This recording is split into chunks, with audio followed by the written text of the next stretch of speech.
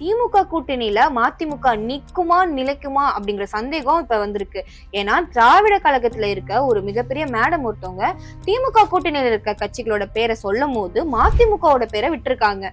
திமுக கூட்டணியில இருக்க இந்த கட்சிகள் அதிமுக கூட்டணிக்கு போகாதுன்னு அவங்க லிஸ்ட் போட்டிருக்காங்க. அதுலதான் அவங்க மதிமுகவோட பேரை விட்டுருக்காங்க. இதனால மதிமுக இப்ப அதிமுக கூட கூட்டணியா மாறிடும் அப்படிங்கிற மாதிரி மாறிடுச்சு. எங்க கட்சி பேரை எப்படி விடலாம் அப்படின்னு மதிமுக கட்சி துணை பொதுச் செயலாளர் கொதிச்சிருக்காரு. மதிமுகவை தீட்டம் போட்டுதான் தவிர்த்திருக்காங்க. இது யாரோட அஜெண்டா அப்படின்னு அவங்க கோபமா கேட்டிருக்காரு.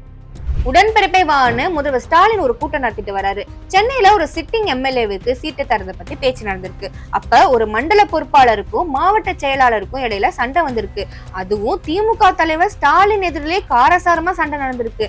வெறுத்து போன அவரு அட போங்கப்பான்னு சீட்டை விட்டு எரிஞ்சிட்டாராம். 2026 எலெக்ஷன் வரத்துக்குள்ள இன்னும் என்னெல்லாம் நடக்க போதோ வெயிட் பண்ணி பார்ப்போம்.